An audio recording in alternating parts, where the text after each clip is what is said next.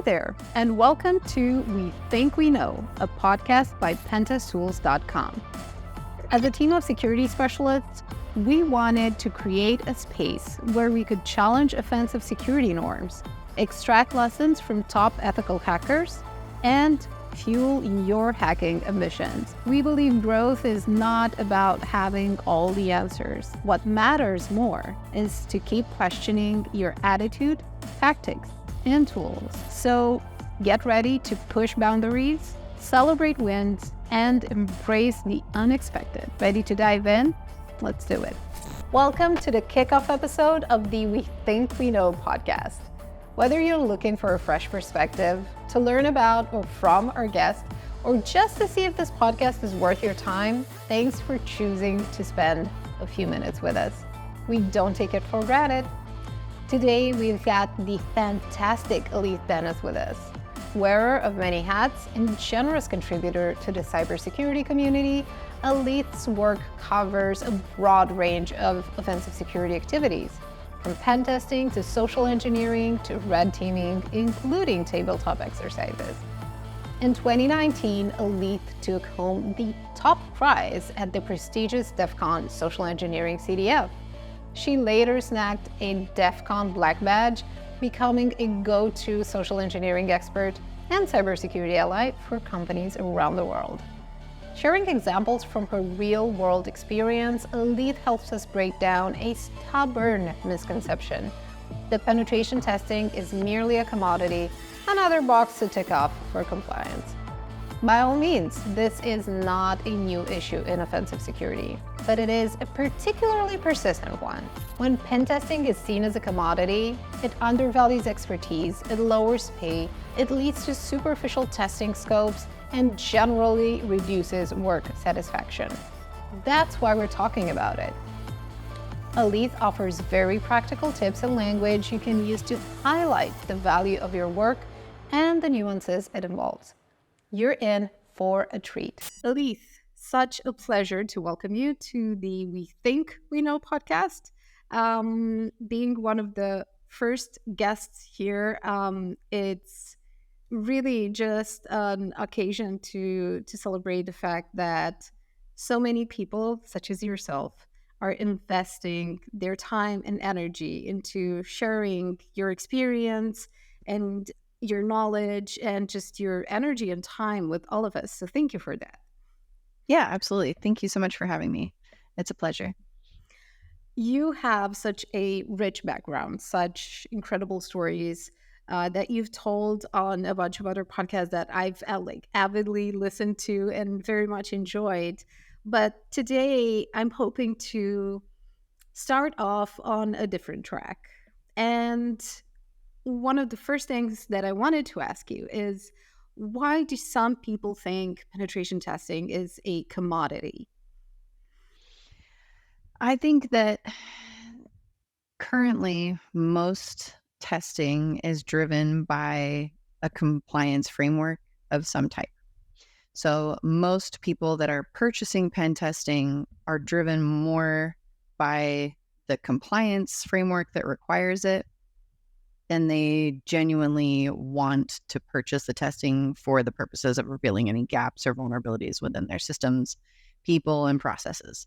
So it becomes a commodity because it satisfies a requirement, and the hope from those types of buyers is that it will check a box on a compliance check sheet and that they'll be able to move on with their lives. Unfortunately, pen testing really doesn't fall into that type of bucket. In my opinion, I think it's less of a commodity and more of a service, and that service should be customized to the target client environment, and that should be a collaborative experience for both the testing firm, which is typically external to the company being tested, to give that unbiased approach and the external no knowledge benefits of having a pen test conducted by an outside resource. I find that if you're doing internal testing, there is some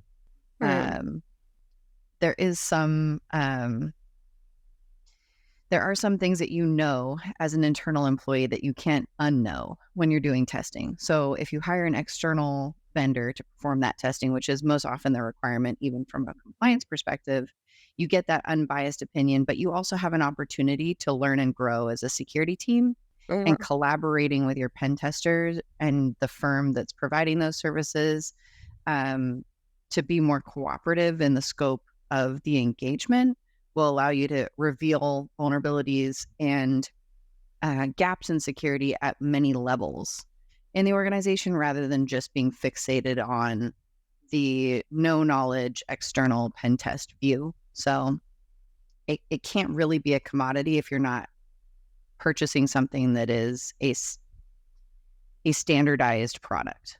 Mm. And for pen testing, it is unique every time. Every client organization is different. They have a different combination of vendors, services, applications that they use, people, processes, policies. All of those things come together to create something unique. So every client has to be approached from that perspective.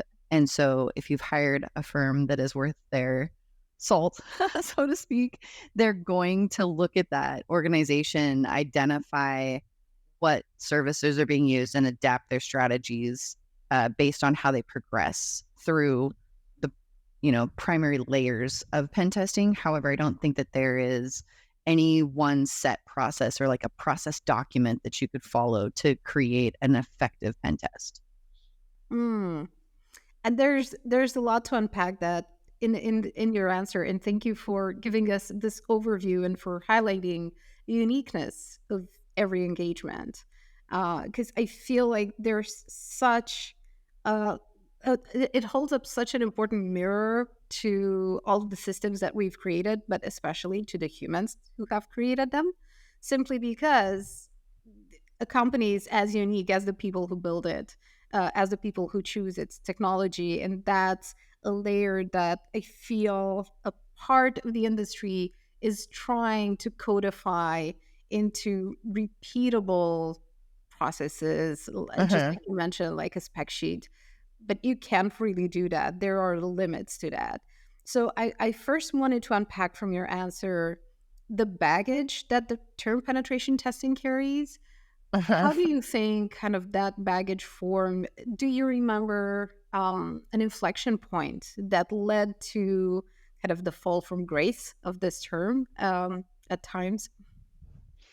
I went into this in quite a bit of detail during the presentation that I gave for the keynote at Security Fest Mm. earlier this year. So I won't go into immense detail, but essentially, I think that there is a misconception from buyers, from our clients, as to what a pen test is. And I feel that pen tests sit in the middle between vulnerability scanning and a comprehensive red team assessment. And so a pen test is typically something that is going to hit every door and test and see if they're all locked. And it's going to be very noisy and deploy every tool available to the tester to try to break through that series of doors. However, with vulnerability scanning, there's no requirement to actually walk through the door. That's something that can be automated. Mhm. It's more process driven. And essentially, they're just looking from an external perspective as to what could be exploited, what could be vulnerable based on a series of questions that essentially that tool goes out and asks from the environment that they're testing. And then you have red team assessments, which are trophy and goal driven. So the team that's performing a red team assessment can use any avenue to reach one final goal destination. There's one door that needs to be opened and one item behind that door that needs to be retrieved. And the team can take whatever is the shortest, most efficient route to that goal, but they will not go in and test all of the available options. Mm. Their job is just to achieve the goal and then report back to the client. So we have a lot of marketing terms and things that have started to be used more readily in general marketing of pen tests that confuse a lot of buyers, especially those who are non-technical, because they think all three of these things are the same thing. Or they confuse a pen test with a red team. And that's where I see a lot of disconnect with the expectations of the client versus the products and services that they purchased from the offensive testing company. So to that end, I think pen testing has kind of received a bad rap because people don't fully understand what's involved. And so we're not setting the right expectations in our marketing, sales, and then pre-qualification of the client environment for that service. It's wonderful that clients want to spend money on a red team, for example. But if they're in a client organization that has a very low maturity level in their security program and they're not ready for that red team, then typically they come in expecting a pen test. And then we have that misalignment of expectations, and then there's a sour taste in everyone's mouths. And I think the same could go for the selling of vulnerability scanning and the expectation of a pen test, because we're not setting the right expectations there with what the service actually provides, what the output is, what does the report look like, what am I going to gain from this experience, and what are the available options to me from the standpoint of adapting to, a roadblock and moving past it. Like, we don't typically want to put our consultants in a position where the client doesn't understand the service that they've purchased. And there's a lot of room for that to happen, especially at all the different layers of the sales process. And I think that that's where this requirement through compliance, coupled with the lack of full understanding of what the service does, what the consultants are actually doing, and what the output from this experience is. Because I bought a pen test, we got a pen test, we did our annual thing, like check the box, move on. And then you don't have any remediation efforts or the talent available in the client organization to go and remediate all the things that are found. And it just kind of gets shoved under the mat until next year. So there's several different ways that the idea of pen testing has gained this sour, bitter kind of perception, especially from those who are essentially strong-armed into being tested every year. They're already sour about it. It's not something that they want to do. And then you have this sour kind of perspective because we have to go by our annual testing. And then you have the misalignment of what the client thinks they bought versus what they're actually getting. And I've seen that repeated throughout several different organizations that I've worked with or at over the years. And I think that we need to get better about communicating expectations to clients. What does this service actually include? What is the output? What are the expectations remediation wise from the consulting firm? And how do we effectively improve client security programs through this testing rather than just saying, here's your report, check your box, see you again next year. And then we come back and everything is just as broken the following year. Those nuances, I feel, is something that industry, let's say insiders, or even in this niche, honestly, that's penetration testing. There's a certain amount of knowledge, but the bias of knowledge is that you form, let's say, distorted expectation as to what the client should know.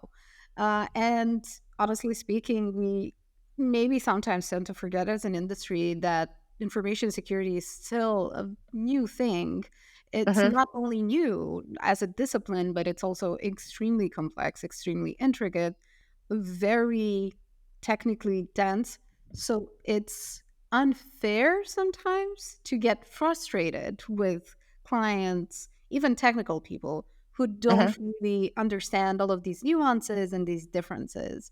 So while I know that many technical specialists, many ethical hackers love the tinkering aspect of it, the challenge, the curiosity, all of the good stuff that they enjoy. Perhaps they enjoy the communication part less, the expectation setting part less.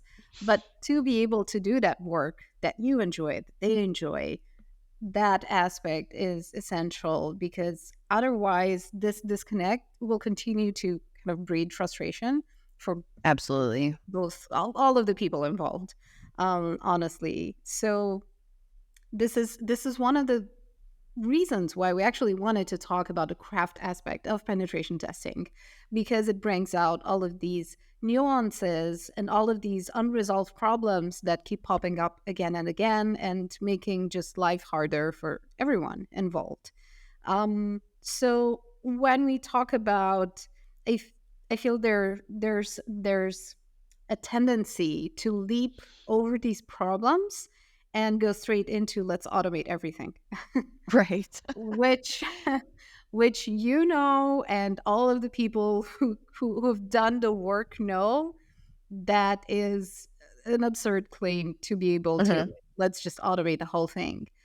And I wanted to ask, from your perspective of the person who has done it, who has worked with these incredible teams, who have brought those skills together, how does it feel when you see these claims, perhaps, in the industry or just in articles, in trendy thoughts, leadership pieces, and so on? What's that like? It's tough for me to say that any one pen test has gone exactly the same way ever.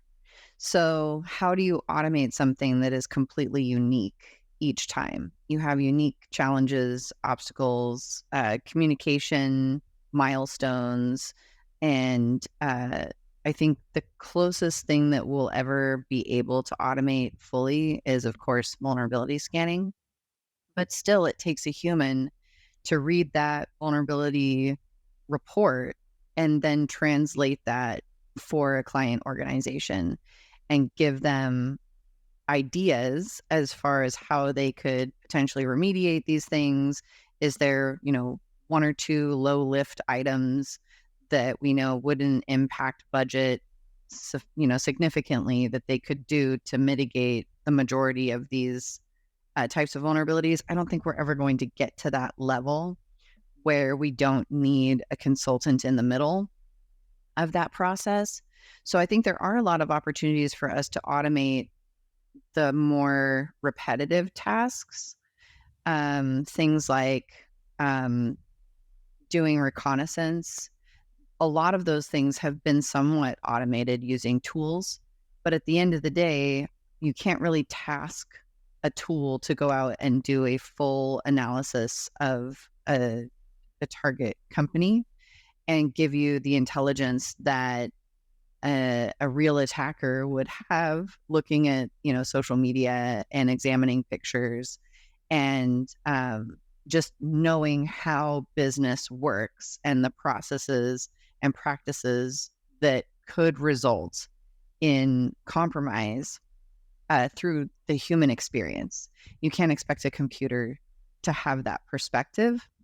And it's something that even emerging talent won't have. It's something that develops over time as you gain experience as a consultant. You start to see those patterns develop. So, no, I don't think that we could ever fully automate any of these processes and deliver quality testing. That's the caveat. I mean, you could, but it'll not be a great high quality report. And you're also going to have that gap between, here's your report. Well, now what? What do I do with it? And so having that ability to lean on folks who have the experience, who've done years of testing, who recognize the patterns and can identify ways that companies can start to close those gaps, starting with, most cost efficient, lightest lift.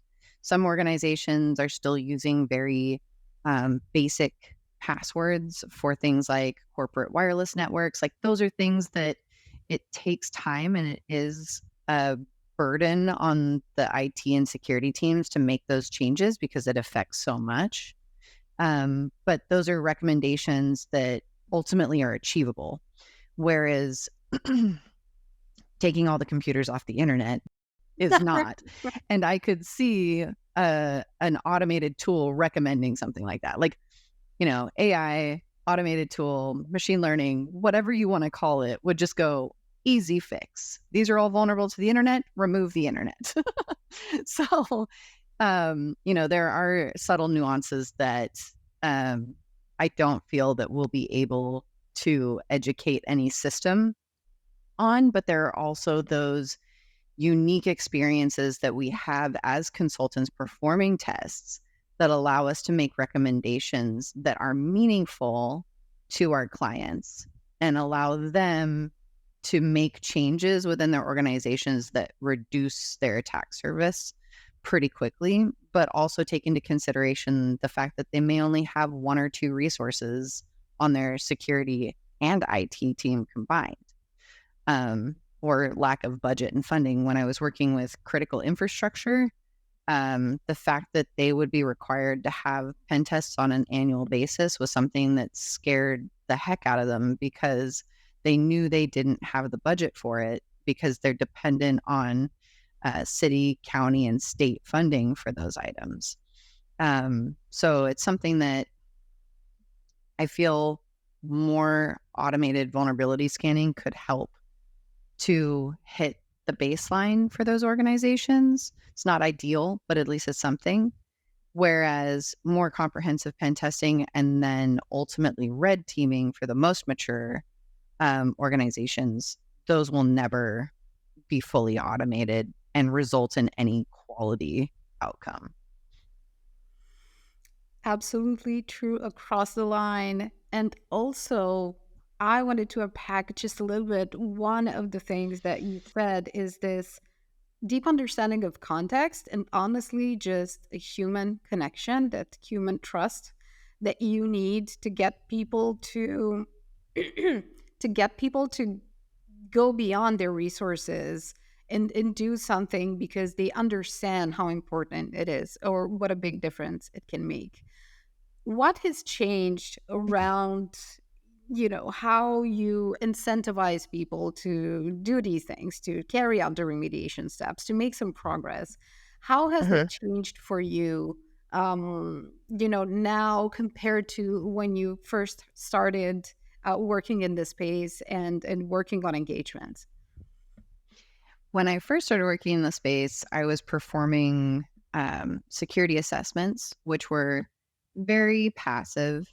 They were all based on self-attestation by the client as to the processes, procedures, and things that they were doing or understood that their teams were doing. But there was no real testing in those types of assessments. They were purely discussion based. And then the output would be a report with some recommendations, things like you should explore MFA providers and then evaluate which option would be best for the organization. And we'd issue this report and then come back a year later and do the same assessment and learn that maybe they had figured out that they have MFA available, but they hadn't made it a requirement. And it just seemed like things were moving very slowly. And due to lack of budget, resourcing, and several other factors, the majority of these organizations were in the same state as they had been the last time we talked to them. And so that was quite deeply frustrating. I also found that I didn't feel like I was being effective in this industry delivering those types of assessments. It felt very much like security theater, in that they had an assessment done, they got their rubber stamp, and then everybody moved on with their lives. And so joining Bishop Fox, I was very excited to have the ability to test organizations with more mature security programs and also with the budget and resources to take action as a result. It was quite humbling because I got brought to my knees a few times where the client organization was just so strong that it was very difficult for me to overcome the security controls and measures that they'd taken to protect themselves. And I wasn't used to that coming out of, critical infrastructure and public entities that just have much less mature security postures. So um, the thing that I find I use social engineering on the most is that communication with the client, regardless of what the actual service is that we're providing, and probably most often with the incident response red team tabletop exercises, because I can come in there and I can be a big jerk and I can make a really tough scenario with a bunch of injects that bring them to their knees and just thoroughly embarrass the entire team. Or I can take their incident response plan.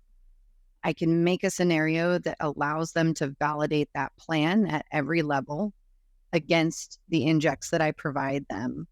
And then I can coach them through that plan if they fail to, make it to the next step on their own, um, while maintaining this relationship and this sentiment overall of collaboration with them to improve the plan and to train the people. Because let's be honest, a lot of the times, most of the people who are participating in the tabletop, they've never seen the plan before.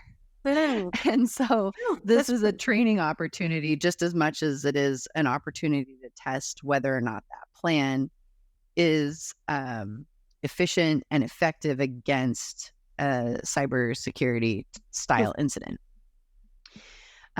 So during that, I'm balancing testing this plan and delivering these injects against turning my client into my enemy, because I want them to see the value in the exercise and to collaborate with their team and add their feedback and their insight and be vulnerable and tell me how they think they messed up when they created this plan, so that we can identify those things and put them into the recommendations for improvement and help them close some of these gaps. But it is all very human, the delivery side of pen testing. And if you take the approach that's, I just want to pwn stuff and like go home and, celebrate, then I don't feel that you give yourself the ability to deliver something that is meaningful to your client. And also after, receiving this report, you don't give the client the ability to then resolve these issues without really giving them the tools and the trust in you to take your advice and your feedback. definitely. And not just the fact that you're talking about all of these levels involved in the entire process of getting a client from the first step, from the first contact to meaningful change in their organization. That takes a lot. It takes a lot of skill. It takes a lot of technical skill. It takes a lot of knowledge of psychology and Uh-huh. human behavior, which is something you excel at. And this is where I think that social engineering skills and experience are so valuable. Just like you mentioned, you probably use them more with your clients than against your clients. Right. Um, and this is one of those patterns that I assume you've seen over and over again. And I was wondering if you have if you have memories of specific moments where your customers realize their blind spots and realize that they thought they knew their infrastructure, they thought they knew everything that's going on in their companies, and then suddenly realize there's this big big door that no one had opened to look behind, and it was just sitting there. um what are some reactions that they had, and what are some practical tactics that Uh-huh. perhaps younger ethical hackers could learn from and could learn to just look into them? Sure. I think the most notable client reactions, the first few that come to mind, um, the first one was a medical organization that on an assessment call, they realized that a practice that they had felt was being followed by the team, which was do not send patient information outside of these applications, was absolutely not being followed. And so they had people who were making home care visits who were being text messaged pictures and medical information about patients. And it was completely outside of any HIPAA regulation, let alone just good security practice for them to be doing those things because they were using, personal mobile phone devices to do that. And when the executive and management team learned this based on testimony of someone who was in that line of work within the organization in that job function, their eyeballs almost jumped out of their heads. And so I think that it's vital that management and executives are paying attention to the day-to-day processes and that they are knowledgeable of how data is moving through their organization and that they don't rely on the policy that dictates how it should be handled to understand how it actually is being handled. And that team members are aware of what the policy is and that they are empowered to bring challenges to their managers and say, hey, I know the policy is this. I'm not supposed to send this way. We've got no choice but to send it this way. Is there something else we can do here to follow the right procedure? And trying to have those conversations rather than just figuring out a workaround and then that becomes the process. Another example that was kind of like this one was kind of interesting because it was also a medical industry type of organization. They had a phishing and security awareness training platform that they were using. It's not the one you're thinking of, but they were using this to do training and testing. And they were absolutely certain that all of their employees, their entire employee population, would just be stellar against any phone phishing activities based on the fact that their click rates for email phishing were extremely low. Oh. And so they'd done so many tests and they'd done so much training. Everybody was super competent when it came to identifying email phish. So the next logical step was for them to explore phone phishing. And they were certain that their team would just not be vulnerable to this style of attack at all. And so they wanted for us to test 3 different functions within the business: human resources, IT, and executives and executive support team members, people like executive assistants and people that support the executive team. And we had gained phone numbers for the IT help desk, like the internal help desk number. And we had gained the HR help desk number, which was an internal number, but it was available publicly on the internet. And we then sourced the direct phone numbers for a number of executives. And those numbers may be answered by their assistants, but they were their, direct dial desk phone numbers. And so we tested first human resources, and I had developed a pretext around employment verification. I was going to try to elicit employee PII. And this HR person just shut me down so hard. Like, they followed the process perfectly. They were like, we don't do those over the phone. You need to send an email. And email phishing was not in scope, so I couldn't do that. So I was like, well, okay, what's the right email address? And I took down all the notes of the proper procedure. And I was posing as a property management person from the local area. And then I called back 4 hours later and I said, I sent the email. Did you not get it? And I had her on the phone and she's like, well, send me the email now while we're on the phone. And I was like, oh man, she's good. Wow. And then eventually I kind of sweet talked her into looking the employee up.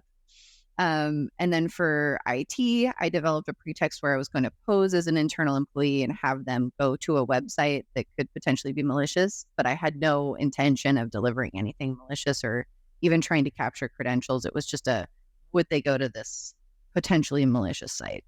And that every single person I talked to went to it. And if they had been reporting internally effectively, they would have caught that over all the repetitions of the same pretext. And then with the folks that were working on the executive team and to support them, I just wanted to find out about procedures to come on site, where the security is, how I check in, what the expectations are. Is your IT team on site? If I need to, help setting up my projector because I'm doing a presentation, that kind of stuff. And they just gave me everything, including COVID procedures and where the desks were for security so I could avoid them, names of buildings on the campus, and which I was posing as a cafeteria employee for the vendor that provided cafeteria services. So they gave me the names of the cafes and what buildings they were in and all these really great details. So I reached out to the client and I was like, I've done, between 5 and 10 calls in each department. I know that we had scoped up to 30 per department, but I think I've got a great sampling of data, enough for me to create the report. Can I stop now? Because, and this is always the point where I reference, it feels like I'm clubbing baby seals. And I don't want to keep going because it doesn't give any additional benefit to the reporting, and it just starts to feel bad. So they responded and they're like, well, is it safe to assume that no one fell for your ruse? And I was like, I think we need to schedule a call. So there are very different types of factors in play when it comes to social engineering. When you have the time to process and contemplate your response before you have to make it, as with an email phish, it's much easier to avoid that emotional manipulation. However, when you're on the phone with someone, especially if they're calling a number that's supposed to be internal, there's that level of trust that can have employees negate process. For example, the IT help desk should have verified I was an employee, made me prove it, then opened a ticket, then we can talk, kind of a thing. So that was an eye-opener for them. And then I think the final one, and it just slipped away from me, this moment of realization, I can't recall. Oh, yes, now I remember. So there was a client who we were performing an assessment for. This is not at Bishop Fox. None of these instances were at Bishop Fox, actually. But we were performing an assessment for a client. They were on the phone with us, and we were asking them, how would you respond to someone gaining access to a Microsoft account? What steps would you take if you feel one of your user accounts has been compromised? And one of the individuals on the IT team was like, well, you're just describing what exactly happened to us yesterday. And we were like, go on. And they said, well, we had an individual whose account was compromised. They, accidentally put their credentials into a credential phish. And, within a few minutes, we had a report of the issue, and we had changed the employee's password. And my teammate said, is that it? That's all you did, was just change the password? And they're like, yep, totally good. All fine. And he goes, well, did you cancel any open sessions after you reset the password? And they were like, no, I don't think so. And he's like, I think you should probably do that. And then change the password again. Because you may have somebody persisting in your environment as we speak. And so this really shook them. But the most interesting part about this response is that they were more embarrassed than they were concerned about the threat. So their response was that we could tell they started chatting in a different channel about what to do. But my teammate was like, if you'd like some guidance, his specialty is incident response, If you'd like some guidance on how to work through this, if you want us to take a look at it, if you want us to double check that they're in fact out, like, can we help you further? Like we're working off of hours. If you want to use them for this really quick, we're happy to help. And they were just like, no, I think we're good. Let's just move on. And I think that that was the most shocking response. And that's why I stress that when you're performing an assessment like that, you really have to build that trust between your team and the other team so that they don't feel like it's an audit type of a scenario and it's Mhm. more of a collaborative service where we're working together for a positive outcome. And one of the key things that's like a red line through all of your stories is that these are all opportunities to kind of lend elements from your culture and your way of talking people through these issues, of coaching them to someone else who may not have them, because culture dictates these type of reactions, the types of Uh-huh. expectations that customers have in their environment, and maybe they haven't had a chance to feel vulnerable in a workplace setting to someone. Maybe they just don't know how to do it. They don't have the words, they don't have the approach.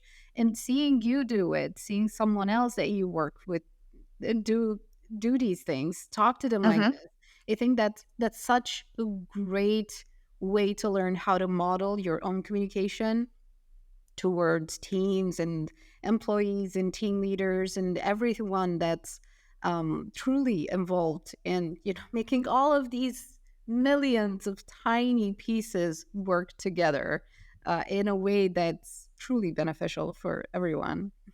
Uh-huh. Yeah, absolutely. I think it's all in the delivery. I actually started my consulting journey in the staffing industry. So I worked for a multi-billion-dollar global staffing company on their global market intelligence team as a consultant. And some of the types of projects that they'd come to us for were, why are we retaining full-time employees, but we can't keep contractors? Or why are we able to retain talent at this location, but not this location? And so some of the things I would do are just go on job review and company review websites and then like give them the feedback that's there that they could see on the internet. But it's all in the delivery and being able to go to clients and say, not only here's your problem, but here's a solution that you can try, I think is critical. And so I try to do the same thing in my communication to my management, even internally. I try never to go to them with just like a gripe. I'm like, okay, so this is what I'm seeing. This is what I think is, creating difficulty here. This is a problem with how this cycle happens. And like, this is how I think we can fix it. Or this is my idea, and offering to help with that. It makes a huge difference. And so if we can approach our clients in the same way with pen Yep. tests, you're saying these are the things that I've identified, like gaps in your processes or just technical vulnerabilities in your systems. And like, here's how you can overcome it, and coupling those things together rather than just delivering a finding and being like, you're on your own. Like that's much more beneficial in my opinion. And it helps to create that trust and build that relationship. And that's how you get repeat business. A lot of our current clients are repeat customers because they appreciate not only the level of expertise, but the professionalism related to how we construct and deliver reports, and then the comprehensive report readouts and remediation that we offer with certain projects. Do you find that people coming into penetration testing nowadays, especially younger people or people who are just choosing to refocus their professional paths towards this, do you find that they're coming into this with wrong expectations, with expectations of a very, let's say, thrilling adventure that's nonstop dopamine hits one after the Yeah. other as you find things, and then you get to give talks at conferences and people cheer for you on Twitter. uh, let's leave it Twitter. X or whatever we're uh, calling it now. and everything else. is there kind of this, let's say, pop culture um, phenomenon that's altering perceptions as to what this work really entails and where the value truly lies? Absolutely. I would say I get paid to write reports and I do all the hacking for free. And I mean, hours wise, the actual hacking part is probably like 25% of the time that I spend working. If we're being honest, it's probably less. But the report writing and the communication and the administrative stuff and like, the real adulting, that's the Mhm. bulk of being an excellent consultant, and the ability to communicate findings and um, do so in a way that doesn't create an adversarial relationship with the client while still acting like an adversary is something that's kind of tricky for some folks. I would say those who are transitioning into information security, cybersecurity from another industry, even if it's just information technology somewhere else in the Mm. space. But totally, if it's from somewhere like marketing or other types of consulting, like consulting is consulting, it's just a different item that you're selling. But like overall, consulting is pretty much the same across all industries.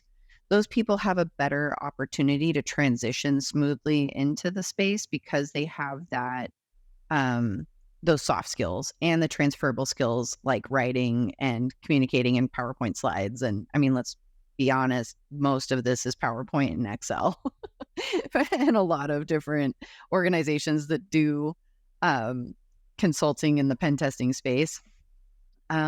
But yes, there's two different like extremes that I see with the people who approach me who are trying to get in to this space. One is the people who are genuinely driven by the desire to learn and break things and get paid for it. And then there are the people who just really want to pwn people and do a touchdown dance and go home. And those folks are the ones that I feel are slightly misguided, and they're going to have a lot tougher of a time remaining an employee of any organization for a long period of time.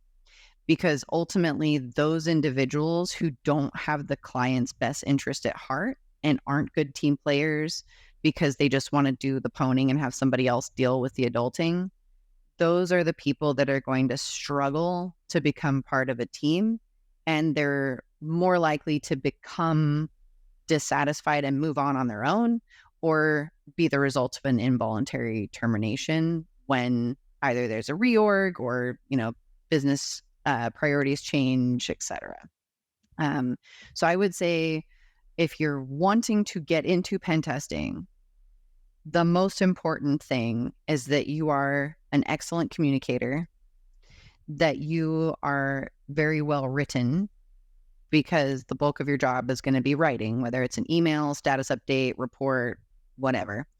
And the technology piece, even if you aren't the most exceptional pen tester, demonstrating that you're learning and that you're growing and that you're taking the initiative to be proactive in that learning, whether that is through certifications or participating in CTFs on like the hobby side of security. Mhm. All of those things give a good picture of you as a person and your commitment to the industry, and your desire to work in this space will probably be realized a lot more quickly if you can demonstrate those things rather than just write them down. So looking to highlight those outside of work experiences as well as your transferable skills, or degrees and certifications help to bypass HR. But learning outside of those and just keeping track of like, I took this course, I attended this talk, I went to this conference, I participated in a CTF, I know those types of things all add up, and they give a good picture of your level of commitment. What's something you're learning right now?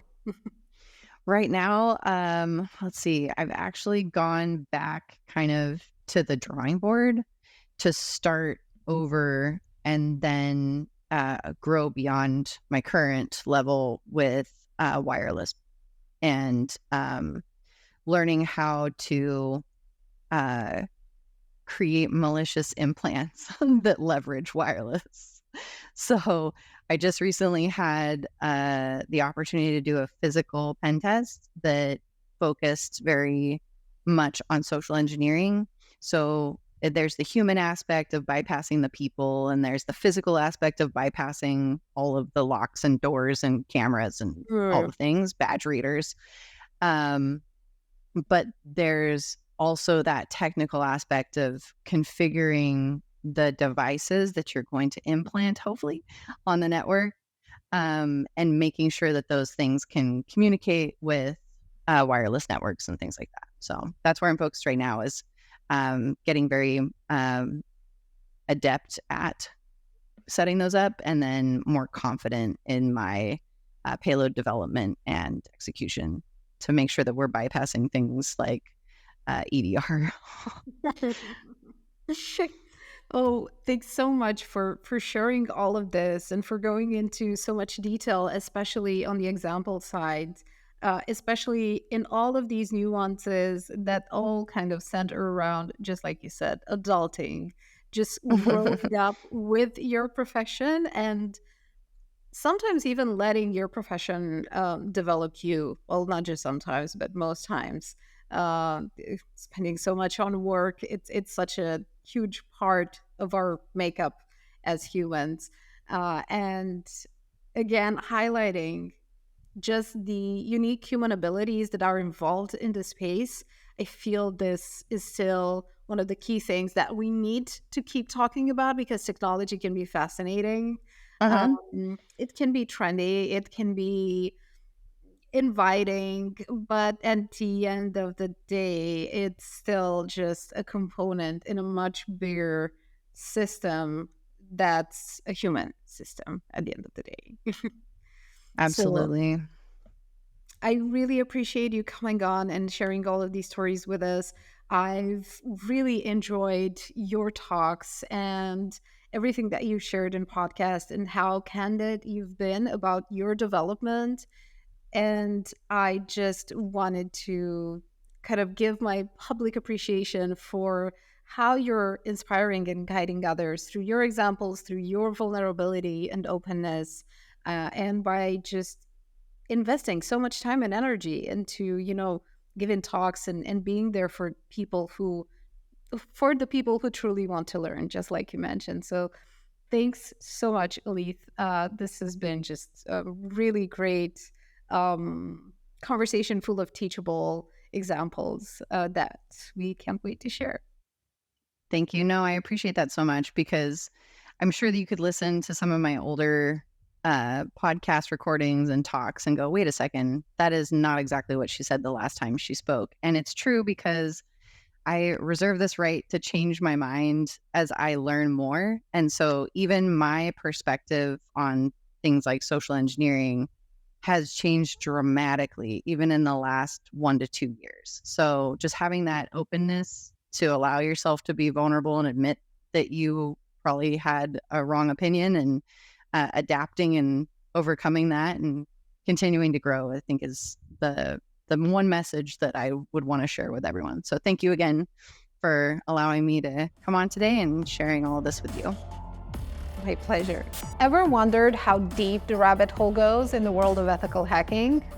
Well, we're still falling, and we're dragging you along with us, one question at a time. Thanks for wandering through this maze with us as we tackle the nitty-gritty, flip misconceptions on their heads, and maybe, just maybe, made you rethink some of the things that are important to you. This has been the We Think We Know podcast by Pentest-Tools.com. And before I sign off, keep this in mind. There's always a backdoor, or at the very least, a sneaky side entrance. See you next time.